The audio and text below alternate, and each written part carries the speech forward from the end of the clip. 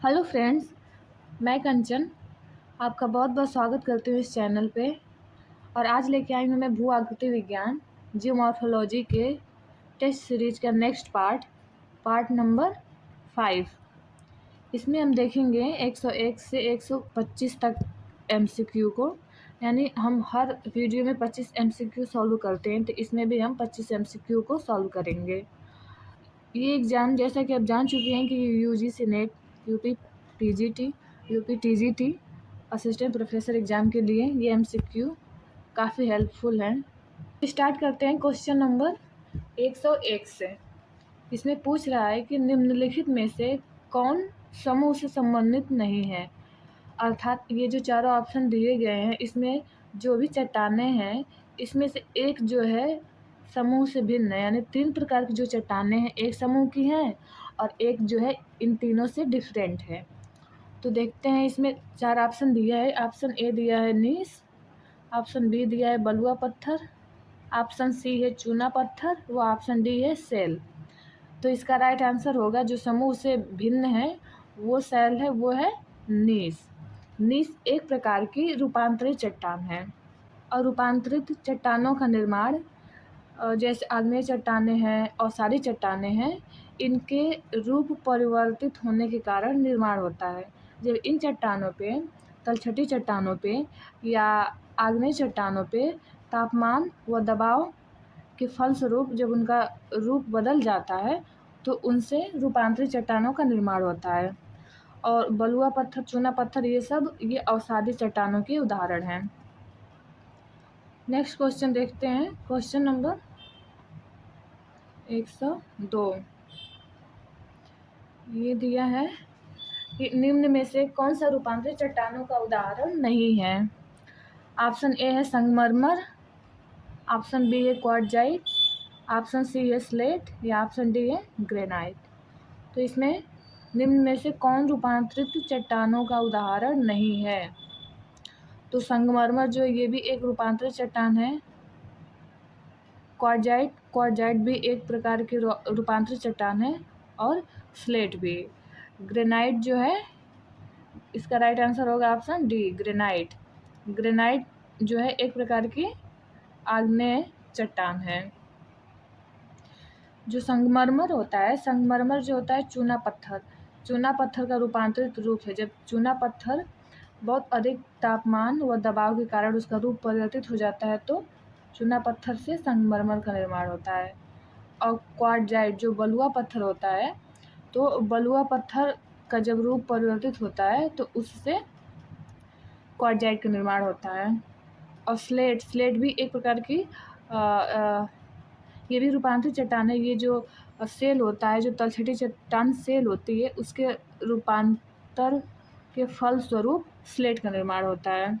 तो इस प्रकार ये तीनों सेलें जो हैं चट्टानें, ये रूपांतरित चट्टान के उदाहरण हैं। और जो ग्रेनाइट है ये आग्नेय की, तो इसलिए ये तीनों से डिफरेंट है। नेक्स्ट देखते हैं, नेक्स्ट क्वेश्चन नंबर 103। ये पूछ रहा है कि परतदार चट्टानों के विषय में दिए गए निम्नलिखित कथनों पर विचार कीजिए। ये जो परतदार चट्टानों के विषय में जो कथन दिए गए हैं, इसमें हम आइए देखते हैं क्या क्या पूछ रहा है। और इसमें से देखना है कि इन कथनों में से कौन कौन से सही हैं। तो सही आंसर देखते हैं क्या होगा। पहले पढ़ते हैं 1 को। 1 पूछ रहा है कि परतदार चट्टानें पृथ्वी की सतह पर जलीय तंत्र द्वारा निर्मित होती हैं। क्या ये सही है? ऑप्शन 2 दिया है कि परतदार चट्टानों के निर्माण में पूर्व विद्यमान चट्टानों का क्षरण सम्मिलित होता है परतदार चट्टानों में। ऑप्शन 3 दिया है कि परतदार चट्टानों में जीवाश्म होते हैं। ऑप्शन 4 दिया है कि परतदार चट्टानें विशिष्ट रूप से परतों में पाई जाती हैं। क्या परतदार चट्टानें विशिष्ट रूप से परतों में पाई जाती हैं? तो इसका राइट आंसर होगा जो परतदार चट्टानें पृथ्वी की सतह पर जलीय तंत्र द्वारा भी निर्मित होती हैं। ये पूर्व विद्यमान चट्टानों का क्षरण भी शामिल होता है। क्षरण के फलस्वरूप ही परतदार चट्टानों का निर्माण होता है। और इसमें इसे जैविक चट्टान भी कहते हैं। इसमें जीवाश्म होते हैं। परतदार चट्टानों में जीवाश्म भी होते हैं। परतदार चट्टान विशेष रूप से परतों में है। नाम ही है इसका परतदार चट्टान, तो नाम से स्पष्ट है कि इसमें परत पाई ही जाती हैं। तो इसका राइट आंसर हो जाएगा ऑप्शन डी। चारों आंसर इसका राइट आंसर होगा, चारों ऑप्शन सही है। नेक्स्ट क्वेश्चन देखते हैं, क्वेश्चन नंबर 104।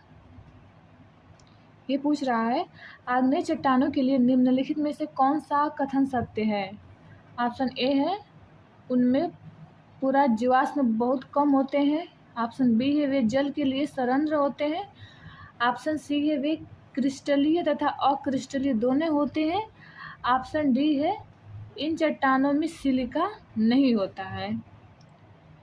तो इसका राइट आंसर होगा ऑप्शन नंबर बी, ये जल के लिए सरंध्र नहीं होती हैं। इनमें पूरा जीवाश्म बहुत कम होते हैं, क्योंकि ये अधिकांशतः पृथ्वी के अंदर या फिर पृथ्वी लावा जब बाहर निकल के पिघलता है तो उसमें तापमान बहुत अधिक होने के कारण जीवाश्म की मात्रा बहुत कम होती है या नहीं होती है। फिर क्रिस्टलीय और क्रिस्टलीय दोनों होती हैं। इन चट्टानों में सिलिका नहीं होती है। जो आग्नेय चट्टानें होती हैं ये सरंध्र नहीं होने के कारण इसमें रासायनिक अपक्षय से ये बहुत कम प्रभावित होती हैं, और ये अधिकांशतः प्रभावित जो होती हैं ये यांत्रिक और भौतिक अपक्षय के कारण इनका विघटन देखने को मिलता है। यदि हम आग्नेय चट्टान के भूवैज्ञानिक महत्व के बारे में बात करें तो जो पृथ्वी का क्रस्ट है, पृथ्वी की जो पपड़ी है, उसमें 90 से 95% भाग का निर्माण जो है आग्नेय प्रकार की चट्टानों और कायांतिक चट्टानों से ही हुई है। नेक्स्ट क्वेश्चन देखते हैं, क्वेश्चन नंबर 105। ये पूछ रहा है कि अवसादी शैलों के लिए निम्नलिखित में से कौन सा कथन सत्य है? ऑप्शन ए है ये वे शैलें हैं जिनकी संरचना ताप तथा दाब पर निर्भर करती है। ऑप्शन बी है ये शैलें क्रिस्टलीय हैं। ऑप्शन सी है ये शैलें स्तरों में निक्षेपित हैं। या ऑप्शन डी ये शैलें जल में नहीं निर्मित हो सकती हैं। तो इसका राइट आंसर क्या होगा? तो इसका राइट आंसर होगा ऑप्शन नंबर सी, ये शैलें स्तरों में निक्षेपित होती हैं। स्तरों में मतलब परतों में, परत दर परत इसका जमाव होता है, और इनकी संरचना ताप और दाब पर निर्भर करती है। तो सबसे अधिक जिस प्रकार की शैल पे ताप और दाब का प्रभाव पड़ता है या उसके प्रभाव स्वरूप उसका निर्माण होता है वो है रूपांतरित चट्टान। तो तापमान व दबाव का सबसे अधिक योगदान रूपांतरित चट्टान के निर्माण में देखने को मिलता है। ये चट्टानें अक्रिस्टलीय होती हैं, और ये दिया है कि ये जल में निर्मित नहीं हो सकती हैं, तो हो सकती हैं, ये जल में निर्मित हो सकती हैं। तो इसका राइट आंसर होगा ऑप्शन नंबर सी, ये शैलें स्तरों में निक्षेपित होती हैं। नेक्स्ट क्वेश्चन देखते हैं, क्वेश्चन नंबर 106। ये पूछ रहा है कि बलुआ पत्थर एक परतदार चट्टान है क्योंकि वह, ऑप्शन ए है मरुस्थल में बनती है। ऑप्शन बी है गर्मी से बनती है। ऑप्शन सी है पानी के नीचे बनती है। या ऑप्शन डी है पहाड़ के ऊपर बनती है। इसका राइट आंसर होगा ऑप्शन नंबर सी, पानी के नीचे बनती है बलुआ पत्थर। नेक्स्ट क्वेश्चन देखते हैं, क्वेश्चन नंबर 107। भूपृष्ठ की बनावट में अवसादी शैलों का योगदान है, अर्थात जो भूपृष्ठ या जो भूपर्पटी या जो क्रस्ट का निर्माण है उसके निर्माण में जो अवसादी शैलें हैं, जो परतदार चट्टानें हैं, इनका कितने % योगदान है? इसमें ऑप्शन दिया है, ऑप्शन ए है 8%, ऑप्शन बी है 10%, ऑप्शन सी है 5% और ऑप्शन डी है 15%। तो इसका राइट आंसर होगा ऑप्शन नंबर सी, भूपृष्ठ के निर्माण में जो अवसादी चट्टानें हैं इनका योगदान मात्र 5% का है। और यदि विस्तार की बात करें तो भूपृष्ठ पे विस्तार के रूप में देखी जाए तो अवसादी शैलों का जो विस्तार हमें देखने को मिलता है वो है 75%। नेक्स्ट क्वेश्चन देखते हैं, क्वेश्चन नंबर 108। क्वार्टजाइट कायांतरित होता है, ऑप्शन ए चूना पत्थर से, ऑप्शन बी ऑब्सीडियन से, ऑप्शन सी बलुआ पत्थर से या ऑप्शन डी शैल से। तो इसका राइट आंसर होगा ऑप्शन सी, बलुआ पत्थर से। बलुआ पत्थर का रूपांतर के फलस्वरूप क्वार्टजाइट चट्टान का निर्माण होता है। नेक्स्ट क्वेश्चन देखते हैं, क्वेश्चन नंबर 109। लाल सागर एक उदाहरण है। ऑप्शन ए ज्वालामुखी घाटी का, ऑप्शन बी अपरदित घाटी का, ऑप्शन सी अक्षीय द्रोणी का, या ऑप्शन डी यू आकार की घाटी का। इसका राइट आंसर होगा ऑप्शन नंबर सी। ये एक अक्षीय द्रोणी का उदाहरण है। जो लाल सागर है ये मिस्र, सूडान और इरिट्रिया के तटों को, ये जो अफ्रीकन कंट्री है ये को, इसके जो स्थित है, पूर्व में स्थित है, इसे सऊदी अरब और यमन के तटों को, इसको इन दोनों को अलग करती है। जो लाल सागर है इन दोनों ये एशिया महाद्वीप की ओर, या कहेंगे एशिया महाद्वीप और अफ्रीका महाद्वीप की ये बीच में स्थित है, और इनके तटों पर स्थित देशों को अलग करती है। और लाल सागर का जो लाल रंग है, एक प्रकार का उसमें शैवाल पाया जाता है। वो शैवाल का नाम है ट्राइकोडेस्मियम इरिथियम नामक शैवाल के कारण लाल सागर जो है उसका रंग लाल दिखाई देता है। नेक्स्ट क्वेश्चन देखते हैं, क्वेश्चन नंबर 110। संयुक्त राज्य अमेरिका के दक्षिण कैलिफोर्निया में स्थित मृत घाटी डेथ वैली निम्नलिखित में से किसका उदाहरण है? ऑप्शन ए अपनति घाटी का, ऑप्शन बी अभिनति घाटी का, ऑप्शन सी पूर्ववर्ती घाटी का, या ऑप्शन डी रिफ्ट घाटी का। तो इसका राइट आंसर होगा ऑप्शन नंबर डी रिफ्ट घाटी का उदाहरण। जो मृत घाटी है डेथ वैली, ये एक प्रकार की रिफ्ट घाटी है, और ये जो स्थित है यह उत्तरी अमेरिका महाद्वीप में स्थित है। ये उत्तरी अमेरिका महाद्वीप का सबसे निचला शुष्क तथा गर्म स्थानों में से एक स्थान है। वहाँ पे ये डेथ वैली जहाँ पे स्थित है। डेथ वैली जो है ये कैलिफोर्निया में स्थित है। नेक्स्ट क्वेश्चन देखते हैं, क्वेश्चन नंबर 111। ये पूछ रहा है कि वलन क्रिया किसका परिणाम है?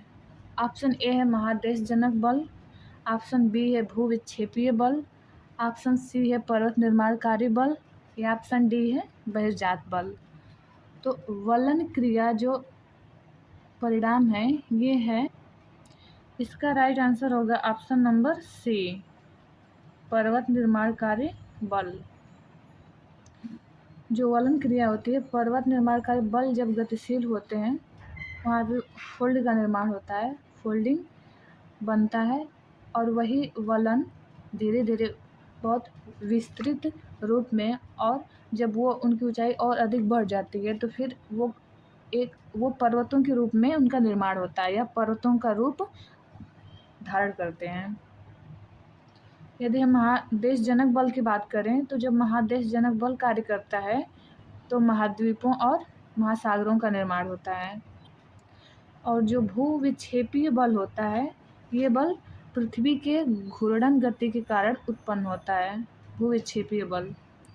और यदि बहिर्जात बल की बात करें तो ये जो महादेशजनक बल और पर्वत निर्माणकारी बल के फलस्वरूप पृथ्वी के धरातल पे जो असंतुलन उत्पन्न होता है, उस असंतुलन को संतुलित करने का कार्य बहिर्जात बल करती है। बहिर्जात बल करता है ये जो अपक्षय, अपरदन, परिवहन, निक्षेपण, ये सारी क्रियाएं जो होती हैं ये बहिर्जात बल में आती हैं। नेक्स्ट क्वेश्चन देखते हैं, क्वेश्चन नंबर 112। विश्व की सबसे ऊंची चोटियां किस प्रकार के पर्वतों में पाई जाती हैं? ऑप्शन ए है प्राचीन मोरदार पर्वत, या ऑप्शन बी है नवीन मोरदार पर्वत, या ऑप्शन सी है अवशिष्ट पर्वत, और ऑप्शन डी है ब्लॉक पर्वत। तो जो विश्व की सबसे ऊंची चोटियां हैं ये हमें देखने को मिलती हैं नवीन मोरदार पर्वतों में। इसका राइट आंसर होगा ऑप्शन बी। ये जो नवीन मोरदार पर्वत हैं इनका वर्तमान समय में भी उत्थान हो रहा है। ये अभी भी यहाँ पे जो पर्वत निर्माणकारी बल जो हैं वे अभी भी गतिशील हैं और इन पर्वतों का उत्थान कर रहे हैं। इस कारण से सबसे ऊंची जो पर्वत चोटियाँ हैं ये नवीन मोरदार पर्वतों में देखने को मिलती है। जैसे हिमालय जो है हमारा, हिमालय भी एक प्रकार का नवीन वलित मोरदार पर्वत है और आज भी विश्व की सबसे ऊंची चोटी इसमें एवरेस्ट जो देखने को हमको मिलती है। और इसी कारण है कि इसका वर्तमान समय में भी अभी भी हिमालय का उत्थान हो रहा है। तो विश्व की सबसे ऊंची चोटियां हमें नवीन मोरदार जो पर्वत हैं उनमें देखने को मिलती हैं। नेक्स्ट क्वेश्चन देखते हैं, क्वेश्चन नंबर 113। निम्नलिखित भूवैज्ञानिक परिघटनाओं पर विचार कीजिए। ऑप्शन ए है भ्रंश का विकसित होना। पहले इसका क्वेश्चन देख रहे हैं कि क्या पूछ रहा है। इसमें पूछ रहा है कि उपरोक्त कथनों में से भूकंप के कारण कौन से हैं, यानी ये जो चारों ऑप्शन दिए हैं इसमें भूकंप का कारण कौन कौन सा है। तो ऑप्शन ए है भ्रंश का विकसित होना, ऑप्शन बी है भ्रंश के साथ गतिशीलता, ऑप्शन सी है ज्वालामुखी उद्गार द्वारा उत्पन्न प्रतिघात, या ऑप्शन डी है चट्टानों का वलन। तो भूवैज्ञानिक परिघटनाओं में भूकंप के कारण में है भ्रंश का, जहाँ पे निर्माण होता है वहाँ भी भूकंप आने के चांस रहते हैं। भ्रंश के साथ यदि गतिशीलता है तो उस गतिशीलता के कारण भी भूकंप आने की संभावना रहती है। ज्वालामुखी उद्गार जब होता है वहाँ पर भी भूकंप आने की संभावना रहती है। और चट्टानों का वलन, जैसे चट्टानों का वलन, चट्टानों में फोल्ड पड़ता है, उसमें जो फोल्ड का कारण जो खिंचाव होता है, तो इस कारण भी वहाँ भी संभावना रहती है भूकंप की। तो इसका राइट आंसर हो जाएगा option number D. Option number D इसका राइट आंसर हो जाएगा इसका। इसमें चारों ऑप्शन सही हैं। नेक्स्ट क्वेश्चन देखते हैं, क्वेश्चन नंबर 114। ये पूछ रहा है कि पर्वत और घाटियाँ किस संचलन से बनते हैं। ऑप्शन ए है क्षैतिज संचलन, ऑप्शन बी है ऊर्ध्वाधर संचलन, ऑप्शन सी है धनात्मक संचलन व ऑप्शन डी है ऋणात्मक संचलन। इसमें जो ये अभ्यास प्रश्न ये मिसप्रिंट हो गया है। तो देखते हैं कि पर्वत और घाटियाँ किस संचलन से बनती हैं। इसका राइट आंसर होगा इसमें ऑप्शन नंबर ए, क्षैतिज संचलन, यानी क्षैतिज गति के कारण। इसमें क्षैतिज संचलन के कारण जो पर्वत बनते हैं वे इस प्रकार बनते हैं, जैसे यहाँ पे मलबा है और क्षैतिज संचलन यानी दोनों दिशाओं से, दो विपरीत दिशाओं से एक दिशा में बल कार्य कर रहा है। तो यहाँ पे ये बल कार्य करता है तो ये इसमें जो मलबे रहते हैं वे फोल्ड के रूप में मुड़ने लगते हैं, यानी मोड़ उसमें पड़ने लगते हैं, और यही मोड़ क्या है, पर्वतों का रूप लेते हैं। और यहाँ पे जैसे ये एक दिशा में कार्य कर रहे हैं, ये बल यहाँ पे कार्य कर रहा है, तो यहाँ के जो चट्टानें हैं ये इधर की तरफ खिसक रही हैं, दब रही हैं। तो जो यहाँ पे चट्टान होगी वहाँ पे दरार का निर्माण होगा, यहाँ पे दरार का निर्माण होगा। तो ये जो यहाँ पे जो दरार का निर्माण होगा, यहाँ पे हमें ये घाटियाँ देखने को मिलती हैं, घाटियों का निर्माण होता है। जब ये दोनों चट्टानें एक दूसरे से विपरीत यहाँ पे खिसक जाती हैं एक दूसरे के विपरीत दिशा में, तो यहाँ पे हमें घाटियों का निर्माण देखने को मिलता है। तो इस प्रकार से क्षैतिज संचलन पर्वत और घाटियों के निर्माण में सहायक है। नेक्स्ट क्वेश्चन देखते हैं, क्वेश्चन नंबर 115। ये दिया है कि निम्नलिखित में से कौन सी चट्टान प्रणाली भारत में नवीनतम है। ऑप्शन ए है विंध्यन, ऑप्शन बी है कुडप्पा, ऑप्शन सी है धारवाड़, या ऑप्शन डी है गोंडवाना। तो इसमें से सबसे भारत में जो नवीनतम प्रणाली, इसका राइट आंसर होगा ऑप्शन नंबर डी, गोंडवाना। जो गोंडवाना है ये भारत की सबसे नवीनतम चट्टान प्रणाली है। नेक्स्ट क्वेश्चन देखते हैं, क्वेश्चन नंबर 116। लघु हिमालय स्थित है किसके मध्य में। ऑप्शन ए है ट्रांस हिमालय, ऑप्शन बी है शिवालिक और महान हिमालय के बीच में, ऑप्शन सी है ट्रांस हिमालय और शिवालिक के बीच, या ऑप्शन डी है शिवालिक और बाह्य हिमालय के बीच। इसका राइट आंसर होगा ऑप्शन नंबर बी, शिवालिक और महान हिमालय के बीच हमें लघु हिमालय देखने को मिलता है। नेक्स्ट क्वेश्चन देखते हैं, क्वेश्चन नंबर 117। निम्न में से कौन सा कथन असत्य है। ऑप्शन ए है भौमिकीय दृष्टि से प्रायद्वीप क्षेत्र भारत का सबसे प्राचीन भाग है, ऑप्शन बी है कि हिमालय विश्व में सबसे नवीन वलित फोल्डेड पर्वतों को प्रदर्शित करते हैं, ऑप्शन सी है भारत के पश्चिमी समुद्र तट का निर्माण नदियों की जमाव क्रिया द्वारा हुआ है, या ऑप्शन डी है भारत में गोंडवाना शिलाओं में कोयले का बृहत्तम भंडार है। तो इसमें से असत्य क्या है? तो इसमें से असत्य होगा ऑप्शन नंबर सी, क्योंकि जो प्रायद्वीपीय क्षेत्र है भारत का प्राचीनतम क्षेत्र है, हिमालय भी है, नवीन वलित फोल्डेड पर्वतों को प्रदर्शित करता है, और गोंडवाना लैंड जो है वो कोयले का सबसे बड़ा विस्तृत भंडार माना जाता है। तो इसका असत्य जो होगा ये होगा भारत के पश्चिमी समुद्र तट का निर्माण नदियों के जमाव के द्वारा हुआ है, ये असत्य है। नेक्स्ट क्वेश्चन देखते हैं, क्वेश्चन नंबर 118। गोंडवाना लैंड के टूटने का क्रम प्रारंभ होता है। ऑप्शन ए है पर्मियन युग से, ऑप्शन बी है जुरैसिक युग से, या ऑप्शन सी क्रिटेशियस युग से, या ऑप्शन डी ट्रियासिक युग से। इसका राइट आंसर होगा ऑप्शन नंबर बी जुरैसिक युग से। नेक्स्ट क्वेश्चन देखते हैं, क्वेश्चन नंबर 119। निम्नलिखित में से भारत में कोयला उत्पन्न करने वाला भौमिकीय समूह है। इसमें है option A Dharwar, option B Vindhyan, option C Gondwana, या ऑप्शन डी कुडप्पा। तो कोयला उत्पन्न करने वाला भौमिकीय समूह है ऑप्शन नंबर सी, इसका राइट आंसर होगा गोंडवाना। नेक्स्ट क्वेश्चन देखते हैं, क्वेश्चन नंबर 120। भारत से उपबंध पुरा चुंबकीय परिणामों के संकेत मिलते हैं कि भूतकाल में भारत स्थल पिंड सरका है किधर किधर सरका है। ऑप्शन ए है कि उत्तर की ओर, ऑप्शन बी दक्षिण को, ऑप्शन सी पूर्व को, या ऑप्शन डी पश्चिम को। तो इसका राइट आंसर होगा ऑप्शन नंबर ए, जो भारतीय उपमहाद्वीप खिसका है वो खिसका है उत्तर की ओर। नेक्स्ट क्वेश्चन देखते हैं, क्वेश्चन नंबर 121। शिवालिक श्रेणी का निर्माण हुआ है। ऑप्शन ए है इयोजोइक में, ऑप्शन बी है पैलियोजोइक में, या ऑप्शन सी है मेसोजोइक युग में, या ऑप्शन डी है सेनोजोइक में। इसका राइट आंसर होगा ऑप्शन नंबर डी सेनोजोइक युग में शिवालिक श्रेणी का निर्माण हुआ है। नेक्स्ट क्वेश्चन देखते हैं, क्वेश्चन नंबर 122। भारतीय उपमहाद्वीप मूलतः एक विशाल भूखंड का भाग था जिसे कहते हैं। ऑप्शन ए है जुरैसिक भूखंड, ऑप्शन बी है आर्यावर्त, ऑप्शन सी है इंडियाना, या ऑप्शन डी है गोंडवाना लैंड। तो इसका राइट आंसर होगा option number D Gondwana land. Next question देखते हैं, क्वेश्चन नंबर 123। सियाचिन हिमनद कहाँ स्थित है। ऑप्शन ए है अक्साई चीन के पूर्व में, ऑप्शन बी है गिलगित के उत्तर में, या ऑप्शन सी है लेह के पूर्व में, या ऑप्शन डी नुब्रा घाटी के उत्तर में। इसका राइट आंसर होगा ऑप्शन नंबर डी नुब्रा घाटी के उत्तर में। नेक्स्ट क्वेश्चन देखते हैं, क्वेश्चन नंबर 124।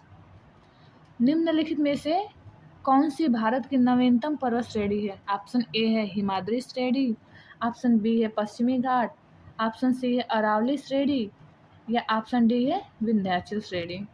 तो इसका राइट आंसर होगा ऑप्शन ए हिमाद्री श्रेणी जो भारत की नवीनतम पर्वत श्रेणी है। नेक्स्ट क्वेश्चन देखते हैं, और आज का लास्ट क्वेश्चन ये है कि कश्मीर घाटी स्थित है।